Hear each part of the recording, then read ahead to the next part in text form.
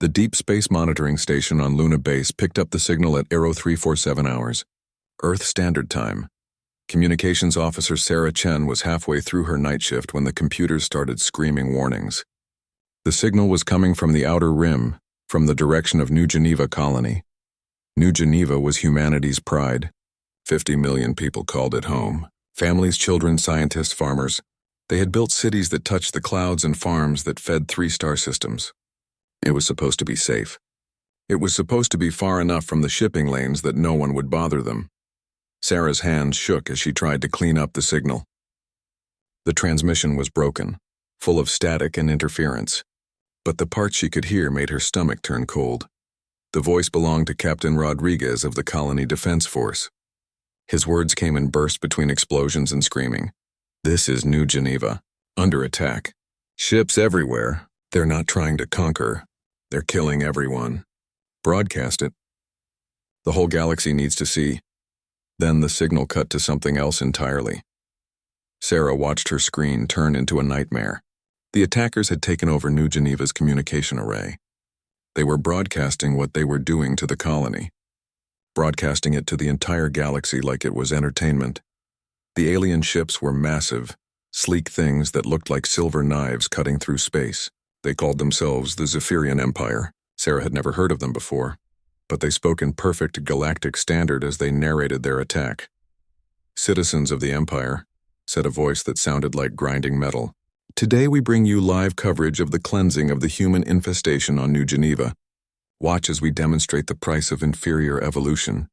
The cameras showed everything. Zephyrian soldiers herded humans into large buildings that the aliens called processing centers. The soldiers were tall, thin creatures with gray skin and too many joints. They moved like spiders, quick and wrong. Inside the buildings, the humans were separated into groups. Children on one side, adults on another, the elderly in a third group. The Zephyrians explained to their audience that different age groups provided different entertainment value. Sarah wanted to turn off the feed, but her duty was to record everything. The Luna-based communications array was one of the most powerful in human space. If anyone was going to get a clean recording of this horror, it would be them. The Zephyrians ran experiments on the humans. They tested how long each age group could survive in different atmospheres. They measured pain responses. They timed how long it took for families to break when separated. All of it broadcast live to an audience that cheered and placed bets on the outcomes. "Observe the primitive emotional responses," the narrator said, as cameras showed a human mother trying to reach her child. "Notice how they prioritize offspring survival over logical self-preservation.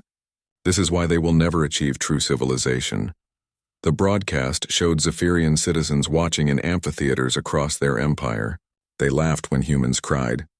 They cheered when families were torn apart.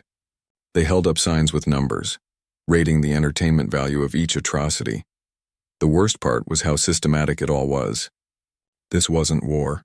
This wasn't even conquest. It was genocide designed as a sport. The Zephyrians had turned the murder of 50 million human beings into a galaxy-wide television show. For 3 days, the broadcast continued. The Zephyrians took their time. They wanted to stretch out the entertainment. They showed the galaxy every death, every scream, every moment of human suffering. They narrated it like a nature documentary, discussing human biology and psychology, with the detached interest of scientists studying insects. Note how they attempt to form defensive positions even when resistance is futile. The narrator observed as human civilians tried to barricade themselves in a school. This aggressive behavior is likely why they developed nuclear weapons despite their limited intelligence. On the second day, they started the gladiator matches. They forced humans to fight each other for the amusement of Zephyrian viewers. The winners got an extra day of life. The losers died immediately. The audience voted on creative ways to execute the defeated. Children were made to watch their parents die. Parents were forced to choose which of their children would live another hour. The Zephyrians studied every reaction, cataloged every emotion, and broadcast every tear. By the third day, there were no more humans left alive on New Geneva. The Zephyrians had killed them all slowly and publicly. The final broadcast showed empty cities and burning fields. The narrator signed off with a message for the galaxy. "Let this serve as a warning to all inferior species," the voice said. "The Zephyrian Empire has existed for 3,000 years. We rule 100 star systems and countless species. Any who resist us will share the fate of these humans. Any who amuse us may live a little longer. We have sent probes to locate the human homeworld called Earth. Soon we will bring you live coverage of their final elimination. The human species will provide excellent entertainment before their inevitable extinction. The signal ended. For a moment, Sarah sat in the silence of the monitoring station, staring at a blank screen. 50 million people were dead. Men, women, children, babies, all of them murdered for the entertainment of creatures who saw humans as nothing more than insects to be crushed. She sent the recording to Earth immediately. Every government, every military base, every news station, the world needed to know what had happened. They needed to know what was coming. Within hours, the recording was playing on every screen on Earth. People watched in horror as their brothers and sisters and children were tortured and killed for alien amusement. They saw the Zephyrian promise to come for Earth next. The reaction was immediate. Riots broke out in major cities. Some people demanded immediate evacuation of the planet. Others called for surrender, hoping the aliens might show mercy if humans didn't resist. But in the deep military bunkers beneath Geneva, Brussels, Washington, Beijing, and Moscow, a different kind of reaction was taking place. The world's leaders were not discussing surrender or evacuation. They were activating protocols that had been secret for decades. The Global Defense Council had always assumed that humanity's first contact with aliens might be hostile. They had prepared for this day, though they had hoped it would never come. Deep beneath the Earth's surface in facilities that officially didn't exist, humanity had been preparing for war among the stars.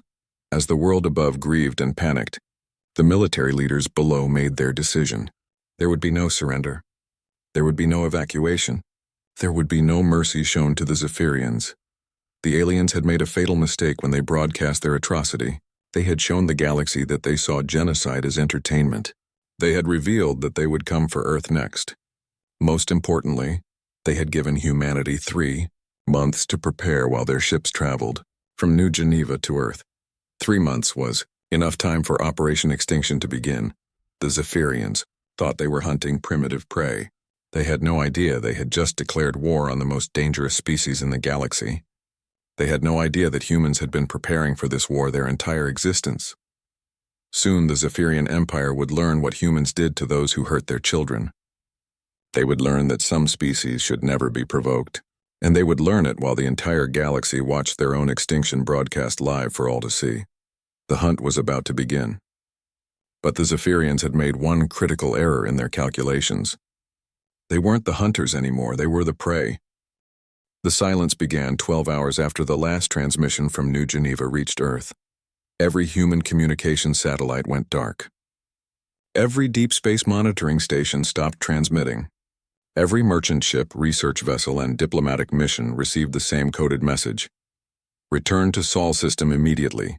Maintain radio silence. Emergency Protocol 7 is now active. Protocol 7 had never been used before. Most humans had never heard of it. Only the highest levels of government and military knew it existed. It was the protocol for total war against an alien species. Admiral Marcus Webb stood in the command center buried 3 kilometers beneath the Swiss Alps. The facility was called Deep Iron, and according to public records, it didn't exist. The mountain above showed only a research station studying climate change. Nobody knew that beneath the ice and rock was the true heart of human military planning. Status report, Webb said to the officers around the massive holographic display table. All colonies have confirmed receipt of Protocol 7, reported General Liu. Evacuation fleets are all ready, en route to frontier worlds. We're pulling everyone back to the core systems. The Zephyrians will interpret this as fear, said Director Okafor from Earth Intelligence. They'll think we're running scared. Good, Webb replied. Let them think that. The longer they believe we're primitive and helpless, the more time we have to prepare. The holographic display showed the Sol system and the surrounding 30 light-years of space. Red dots marked the positions of human colonies and outposts. Green dots showed where they would be in 3 months when the evacuations were complete. Blue dots marked something else entirely. Weapons platforms and shipyards that the Zephyrians had no idea existed. For 60 years, ever since humans had first detected alien radio signals from distant stars, The Global Defense Council had been preparing for this moment. They had built factories in asteroid belts where no one would look for them. They had carved shipyards into the dark sides of moons. They had developed weapons that pushed the boundaries of physics and ethics. The public knew about the human colonial fleet. Those were the ships that carried settlers to new worlds and defended the trade routes. What the public didn't know about was the human extinction fleet. Ships designed for one purpose: to end entire species. How long until the first battle groups are ready? Webb asked. Alpha Group launches in 48 hours, reported Admiral Chen, Webb's naval commander. Beta and Gamma groups will follow within the week. The Zephyrians won't reach our outer perimeter for 11 weeks. We'll have 73 groups ready by then. Each battle group contained 12 ships, but these weren't the sleek cruisers and frigates of the colonial fleet. These were massive angular vessels that looked more like industrial equipment than warships. They carried no crews, only automated systems and artificial intelligences programmed for one task: the complete elimination of every Zephyrian in the galaxy. What about the special projects? Webb asked. Dr. Sarah Voss stepped forward. She looked like a university professor, which she had been until Protocol 7 activated. Now she was the head of human weapon development. Her projects had names like Genetic Cascade and Quantum Virus and Planet Cracker. Quantum viruses are ready for deployment, she reported. We can infiltrate any computer system that uses quantum processing. Once inside, we can take control of their ships, stations, and planetary defense grids. Genetic weapons? Complete. We've designed 3 different biological agents that target Zephyrian DNA specifically: airborne, waterborne, and contact transmission vectors. Each one is lethal within hours and leaves other species completely unaffected. Webb nodded. The genetic weapons had been the hardest part.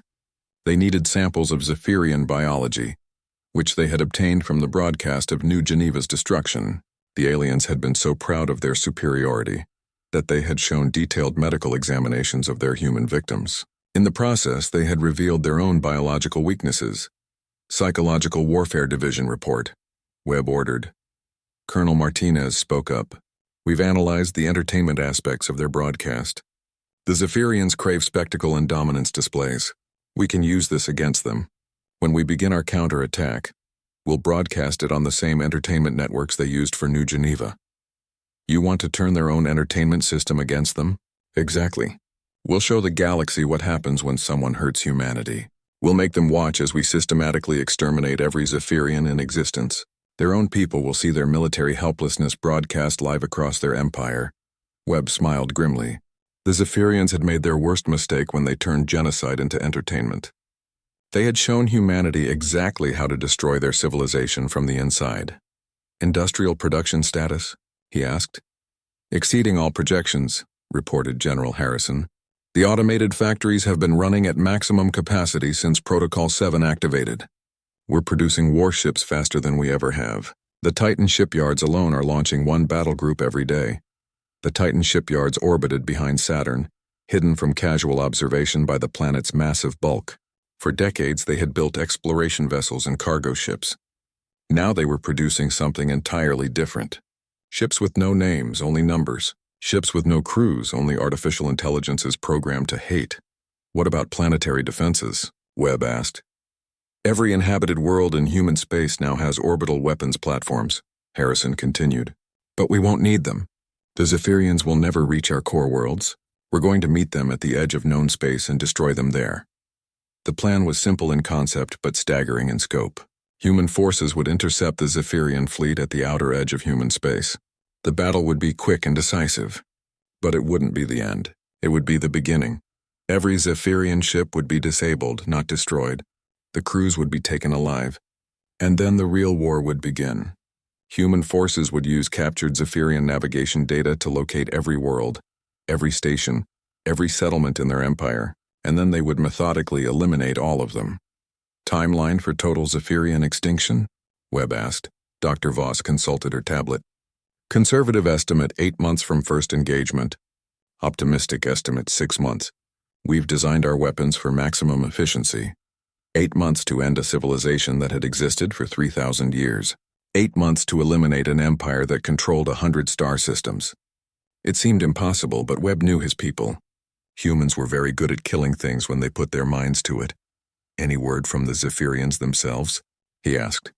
Director Okafor activated a holographic display showing intercepted alien communications. They're treating the destruction of New Geneva as the entertainment event of the century. Their audience ratings broke all previous records. They're already planning the sequel, the live broadcast of Earth's destruction. They're still coming here? 3 battle fleets totaling 800 ships. They expect to arrive in 10 weeks and 6 days. They're taking their time, building up audience anticipation. The destruction of Earth is already being advertised as the greatest show in galactic history. Webb felt cold satisfaction. The Zephyrians were so confident in their superiority that they were announcing their arrival schedule. They wanted the whole galaxy to watch them destroy humanity's homeworld. They had no idea they were flying into the most sophisticated trap ever constructed. What about other species? Webb asked. Any reactions to the New Geneva broadcast? Most are staying silent, Okafor reported. They're afraid. The Zephyrians rule or intimidate most of the known galaxy. Nobody wants to be the next target for entertainment. They'll speak up soon enough, Webb said. When they see what happens to the Zephyrians, they'll understand that humanity is not to be threatened. For the next 3 hours, Webb reviewed the final details of Operation Extinction. Every ship position, every weapon deployment, every backup plan. The operation was the most complex military undertaking in human history. It required perfect coordination across dozens of star systems and precise timing down to the second. But Webb was confident. Humans had been preparing for this war their entire existence. Every conflict in human history had been practice for this moment. Every weapon ever designed had led to the tools they would use against the Zephyrians. The aliens had made their biggest mistake when they broadcast the New Geneva massacre. They thought they were showing the galaxy human weakness. Instead, they had shown humanity something much more important, what the Zephyrians deserved. As Webb left the command center and returned to his quarters deep beneath the mountain, he thought about the human children who had died on New Geneva. Their deaths would not be forgotten. Their deaths would not go unpunished. The Zephyrians thought they had hunted humans to near extinction. They had no idea that they had awakened something much worse than a prey species. They had awakened predators. In 10 weeks, the most dangerous species in the galaxy would show the Zephyrian Empire what real extinction looked like, and the whole galaxy would watch it happen, broadcast live on the same entertainment networks that had shown the destruction of New Geneva. The silence would end soon, and when it did, the Zephyrians would learn that some species should never be provoked. The countdown to their extinction had already. The shadow moved through space like a piece of night itself, invisible to every scanner the Zephyrian Empire possessed. It was one of 47 reconnaissance drones that had been slipping through Zephyrian territory for the past 2 months, mapping every military installation, every population center, every weakness in their defenses. The drone was no larger than a human fist, but it contained technology that represented 60 years of human innovation. Its hull was made from materials that absorbed rather than reflected sensor beams. Its power source produced no detectable emissions. Its movements were so subtle that they mimicked the natural drift of space debris. Inside the drone's microscopic computer core, artificial intelligence designated Scout 47 analyzed the data streaming from the massive orbital station it was observing. The station hung in space above the Zephyrian homeworld of Zephyr Prime, home to 12 billion of the aliens who had murdered New Geneva. Scout 47 cataloged every detail: the station's defensive capabilities, its communication arrays, its power distribution systems, and most importantly, its connection to the empire-wide entertainment network that had broadcast humanity's suffering to the galaxy. The information was compressed, encrypted, and transmitted via quantum entanglement to Deep Iron Facility on Earth. There, human analysts added it to the growing database that would soon become the blueprint for an entire species extinction. 3 light-years away, another type of preparation was taking place. Marine Sergeant Elena Vasquez floated in zero gravity inside a specially modified stealth ship, running final diagnostics on her infiltration suit. The suit was humanity's latest achievement in personal stealth technology, a second skin that could mimic the appearance, heat signature, and even the scent of a Zephyrian. Skin test successful, she reported to her mission commander. I'm reading as 97% Zephyrian on all sensors. The genetic engineering required for the suits had been rushed but effective. Human scientists had taken DNA samples from the New Geneva broadcast and created biological masks that could fool any Zephyrian security system. The wearers looked, sounded, and smelled like the enemy.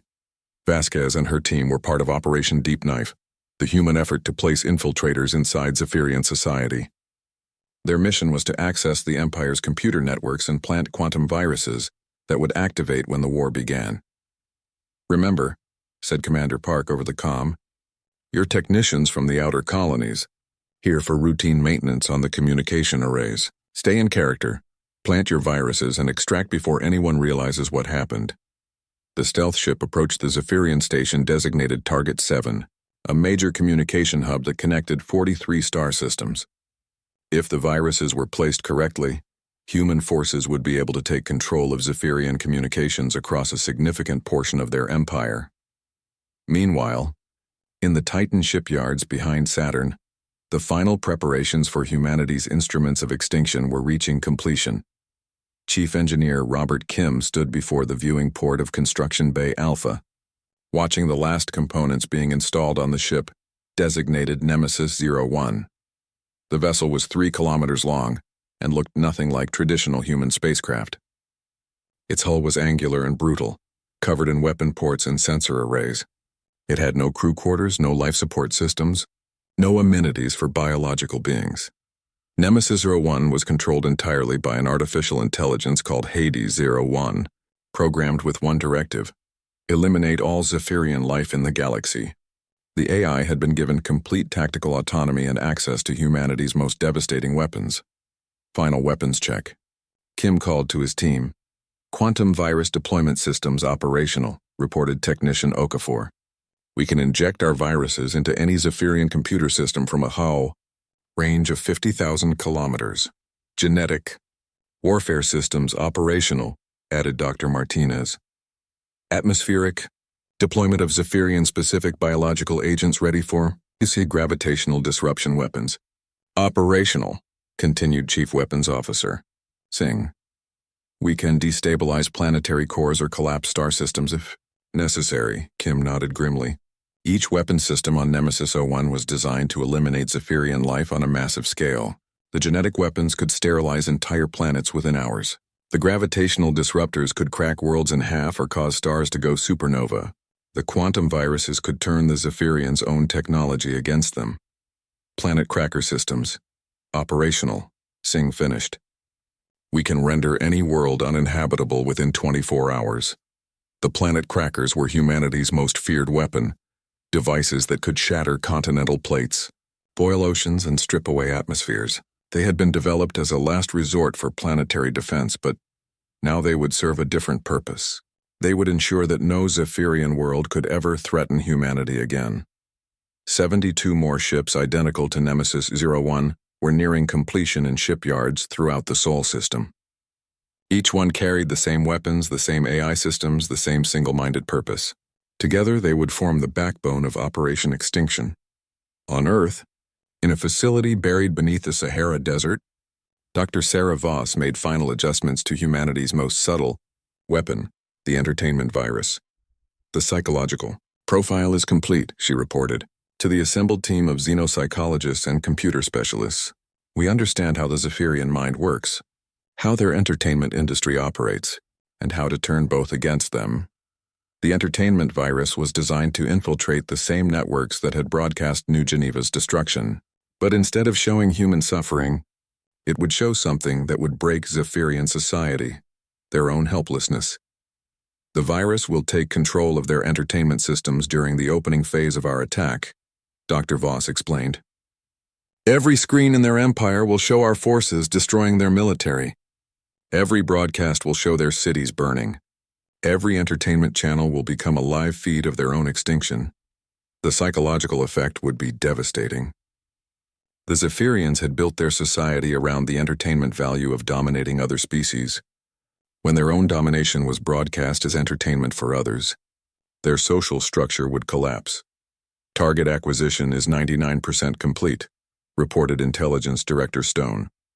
We have located and cataloged 917 Zephyrian worlds, 4,238 space stations, and approximately 800 billion individual Zephyrians. The number was staggering. 800 billion intelligent beings marked for extinction. It was the largest genocide ever contemplated by any species in galactic history. But every human involved in the operation remembered the children of New Geneva, and their resolve never wavered. Deployment timeline? Asked Admiral Webb via secure communication from Deep Iron. First wave launches in 72 hours, Stone replied. Complete extinction estimated in 8 months, 2 weeks. The plan was methodical and overwhelming. Human forces would strike simultaneously at every major Zephyrian installation in the galaxy. Their military would be crippled in the first hour. Their communication networks would be compromised within minutes. Their ability to coordinate defense or evacuation would be eliminated before they realized they were under attack. What about civilian populations? Asked Dr. Voss. No exceptions. Webb's voice was cold and final. The Zephyrians made this a war of extinction when they broadcast New Geneva. They chose to make genocide into entertainment. Now they'll learn what extinction really means. In the asteroid belts beyond Mars, automated factories worked around the clock to produce the final components of humanity's revenge. Millions of hunter-killer drones, each no larger than a baseball, equipped with genetic scanners and plasma charges. They would be deployed to every Zephyrian world, programmed to seek out and eliminate any being with Zephyrian DNA. The drones were designed to be undetectable and unstoppable. They could hide in shadows, infiltrate buildings, and wait for years if necessary. Once deployed, they would hunt every Zephyrian in the galaxy until none remained alive. Manufacturing complete, reported Factory Control. 12 million hunter-killers ready for deployment. On the dark side of Luna, in facilities that had been secret for 40 years. The final preparations were being made for humanity's most horrifying weapon, the memory plague. The memory plague was a neurological virus that targeted the specific brain chemistry of Zephyrians. It didn't kill quickly. Instead, it forced its victims to experience every moment of pain and terror they had ever inflicted on others. Zephyrians who had enjoyed watching human suffering would be forced to feel that suffering themselves, magnified 1,000-fold, until their minds broke completely. Field testing complete, reported Dr. Chen, the lead neurobiologist. The plague will cause complete psychological breakdown within 48 hours of exposure. Victims will experience perfect recall of every atrocity they witnessed or participated in, but from the perspective of their victims.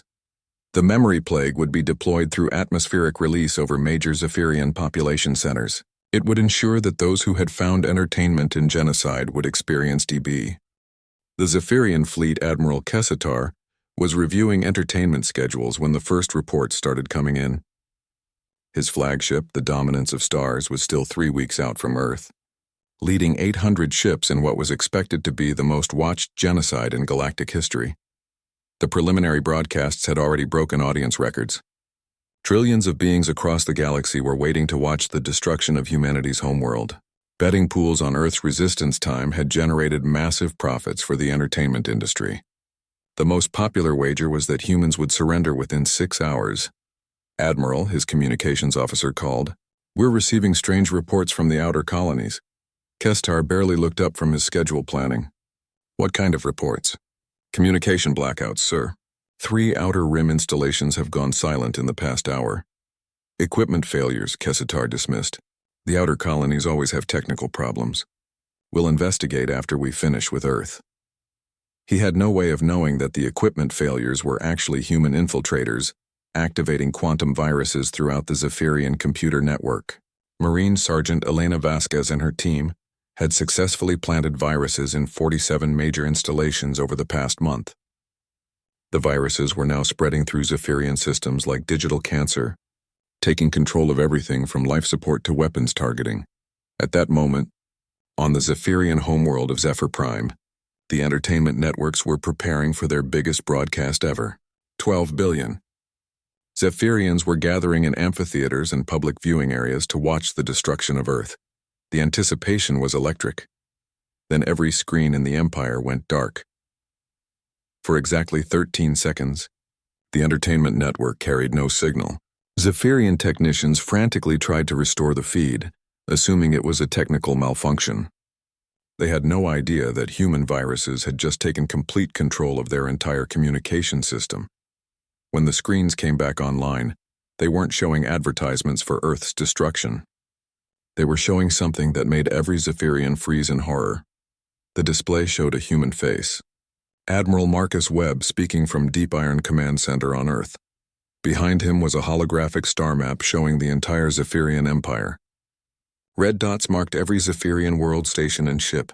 The dots were disappearing one by one.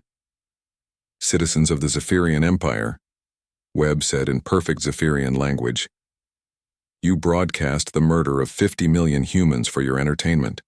Today we begin broadcasting your extinction for ours. On Zephyr Prime, panic erupted in the amphitheaters. The crowd had expected to watch human suffering. Instead, they were watching their own military installations being systematically destroyed in real time. The attack was happening simultaneously across 37 star systems. Human battle groups materialized out of nowhere, their stealth systems dropping just long enough to unleash devastating attacks on Zephyrian targets. The aliens had no warning, no time to prepare, no chance to coordinate a defense.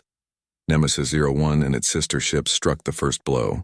They emerged from hyperspace at the edge of the Zephyrian core systems and immediately began deploying genetic weapons. Atmospheric processors on 7 different worlds started releasing airborne viruses specifically designed to target Zephyrian DNA. The effect was visible from space. On the planet Kethra, home to 2 billion Zephyrians, the major cities began to go dark as the population started dying. The genetic virus worked quickly, shutting down Zephyrian nervous systems within hours, while leaving every other form of life completely untouched. The dying Zephyrians could watch their own extinction on their entertainment screens. Human forces had turned their own broadcast networks into instruments of psychological warfare. Zephyr Prime Defense Fleet is attempting to respond, reported Admiral Chen from his command ship. They're launching everything they have. The Zephyrian Defense Fleet was impressive. 400 ships, including massive dreadnoughts that had never been defeated in battle. They moved to intercept the human forces, confident in their technological superiority. They had no idea that their own computers had been compromised for months. As the Zephyrian ships powered up their weapons, the quantum virus is activated.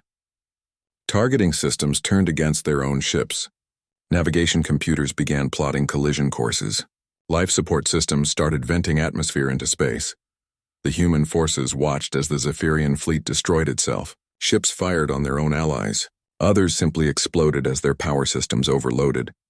Within minutes, the most powerful military force in Zephyrian space was reduced to floating debris. The entertainment broadcast showed it all in perfect detail. Zephyrian audiences watched their mighty fleet die in confusion and terror, unable to understand how their own technology had turned against them. Psychological analysis indicates extreme panic among Zephyrian civilians, reported Dr. Voss from Earth. Their social structure is collapsing. They built their entire society around the belief that they were the ultimate predators. Seeing their own helplessness broadcast as entertainment is breaking their collective mind. On thousands of Zephyrian worlds, riots were breaking out. The population was demanding answers from leaders who had none to give. How had the primitive humans defeated their advanced technology so easily? How had they turned the Empire's own entertainment system against them? Fleet Admiral Kestar was getting the same questions from his crew as panicked reports flooded in from across the Empire. Sir, we're receiving distress calls from 17 different star systems, his communications officer reported, his voice shaking. Major installations are going dark everywhere. Something is systematically destroying our empire. How is this possible? Kessidar demanded. The humans are primitive. They barely have interstellar travel. His tactical officer looked up from his console with fear in his eyes. Sir, I'm detecting massive energy signatures throughout our territory. The humans have deployed more ships than we thought existed in their entire space. The truth was even worse than the tactical officer realized. The human force wasn't just larger than expected. It was specifically designed for genocide. Every ship, every weapon, every strategy had been created for one purpose: the complete elimination of the Zephyrian species. Sir, we're receiving a transmission, the communications officer said. It's on all frequencies. Admiral Webb's face appeared on the main screen. Behind him, the star map showed the Zephyrian Empire with more red dots disappearing every second. "Admiral Kestar," Webb said, somehow knowing exactly who he was addressing. "You are watching the systematic extinction of your species. This is not war. This is extermination. You made genocide into entertainment." "Now you are the entertainment. This is impossible!" Kester shouted at the screen. "We are the Zephyrian Empire. We have ruled the galaxy for 3,000 years. Webb smiled coldly. "You ruled because you had never encountered a species that understood the true meaning of war. Humans have been preparing for this moment our entire existence. Every conflict in our history taught us how to kill more efficiently. Every weapon we developed led to the tools we're using against you." On the screen behind Webb, more red dots vanished from the star map. Entire Zephyrian worlds were going silent as human weapons did their work. "Your fleet will never reach Earth," Webb continued. "You will die in space alone and helpless while your empire burns behind you. And every moment of your extinction will be broadcast to the galaxy, just as you broadcast ours." The transmission ended, but the horror continued. Reports kept coming in from across Zephyrian space. Planets were dying. Space stations were exploding. Military bases were being overrun by weapons that seemed to come from nowhere. On the world of Vextar, hunter-killer drones had been deployed in the major cities. The baseball-sized machines moved like ghosts through the streets, using genetic scanners to identify Zephyrians and eliminate them with plasma charges. They were impossible to detect, impossible to stop, and perfectly efficient. On Kelnath, the memory plague had been released into the atmosphere. The Zephyrian population was experiencing perfect recall of every atrocity they had ever witnessed or participated in, but from the perspective of their victims. The screaming could be heard from orbit. On Hesekar, planet cracker weapons had destabilized the planetary core. The world was literally tearing itself apart, its continents breaking into fragments that fell into the molten interior. 12 billion Zephyrians died in an earthquake that consumed an entire planet. The entertainment broadcast showed every death, every destruction, every moment of Zephyrian suffering. The species that had turned genocide into a spectator sport was now the main attraction in their own extinction show. Status report. Admiral Webb called from Deep Iron. 37 primary targets have been neutralized, reported Admiral Chen. Casualties among human forces, 0. Estimated Zephyrian casualties, 43 billion and rising. 43 billion dead in the first 6 hours. The human war machine was exceeding all projections for efficiency. The Zephyrians were dying faster than they could count their own losses. "What about their fleet approaching Earth?" Webb asked, still 3 weeks out and completely unaware of what's happening behind them. "Their communications are being jammed by their own compromised systems. They think they're still heading to destroy a primitive world." Webb ends 6 months, 4 days and 7 hours after the first human ships had emerged from the darkness. The last Zephyrian died alone on a drifting space station in the Outer Rim. His name had been Veltar, and he had been a minor technician who maintained atmospheric processors on mining stations. He had never harmed a human directly. He had never even watched the New Geneva broadcast, finding such entertainment distasteful. But he carried Zephyrian DNA, and that was enough. The hunter-killer drone that found him was no larger than a child's toy. It had been searching the abandoned station for 3 weeks, following genetic traces through empty corridors. When it finally detected Veltar hiding in a maintenance shaft, it completed its programming without hesitation. A single plasma pulse, and the Zephyrian species became extinct. The drone transmitted its success to the nearest human ship, which relayed the message across the galaxy to Deep Iron Command on Earth. In Admiral Webb's command center, a single tone sounded, and the last red dot vanished from the holographic display of what had once been the Zephyrian Empire. "Extinction confirmed," reported Dr. Voss. "Genetic scanners detect no remaining Zephyrian life signatures anywhere in known space." Webb stared at the empty star map for a long moment. 800 billion intelligent beings had been systematically eliminated. An entire civilization that had ruled the galaxy for 3,000 years had been erased in less than 7 months. The most efficient genocide in galactic history was complete. "Send the message," he ordered. Across the galaxy, on every communications network of every known species, the same transmission began broadcasting. Admiral Webb's face appeared on screens in 1,000 different star systems, speaking in dozens of alien languages. To all civilizations receiving this transmission, he began, the Zephyrian Empire is extinct. Every member of their species has been eliminated in response to their broadcast execution of 50 million human civilians on New Geneva. Behind Webb, the star map showed the former Zephyrian territory. Where once there had been 100 star systems teeming with life, now there were only empty worlds and silent space stations. The human species does not seek conquest or dominion over other civilizations, Webb continued. We desire peaceful coexistence and mutual prosperity with all intelligent life. However, any species that threatens human civilians, broadcasts such threats as entertainment, or treats genocide as a spectator sport will face the same fate as the Zephyrians.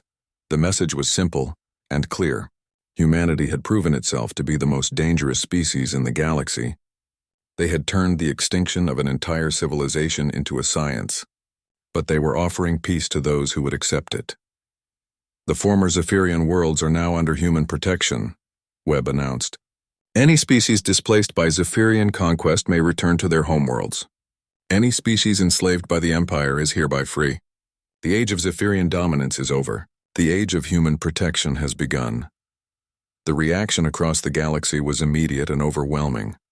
On the world of Kelthara, the Kelthari people had been conquered by the Zephyrians 40 years earlier. Their population had been enslaved, their culture suppressed, their homeworld strip-mined for resources. When Webb's message reached them, celebrations erupted in every city. The Kelthari were free. Similar scenes played out across dozens of worlds. Species that had lived under Zephyrian oppression for generations suddenly found themselves liberated by the most unlikely saviors. The humans they had been taught to see as primitive prey, but not every species celebrated. On the Viridian homeworld, Supreme Chancellor Caxeth watched the broadcast with growing fear. The Viridians had been allies of the Zephyrians, sharing in their entertainment and their profits from enslaving other species. They eliminated 800 billion Zephyrians in 6 months. His military advisor reported, his voice shaking. Our entire species numbers only 12 billion.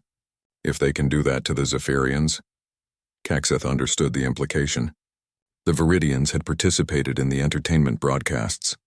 They had cheered when New Geneva was destroyed. They had placed bets on how long human resistance would last. If the humans decided the Viridians deserved the same fate as the Zephyrians, there would be nothing anyone could do to stop them. Prepare a formal apology, Caxeth ordered.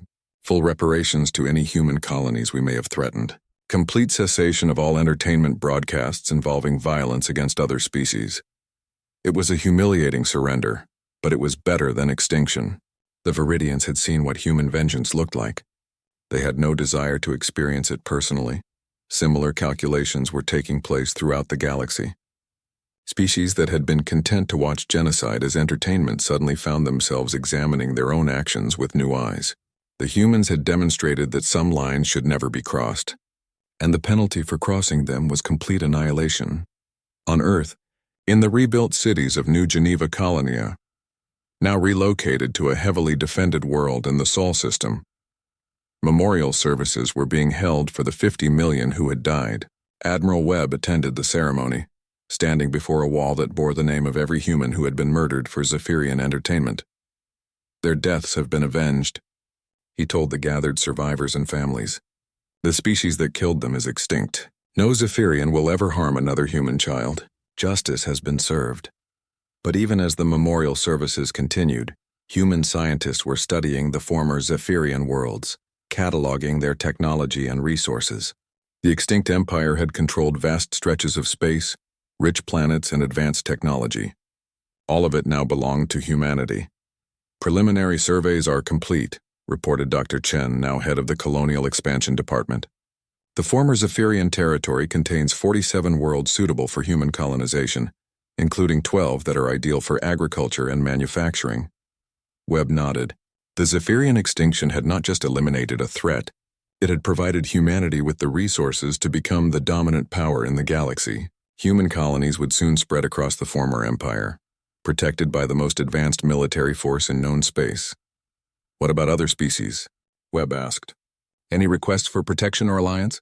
17 species have requested formal treaties, reported Director Okafor from Alien Relations.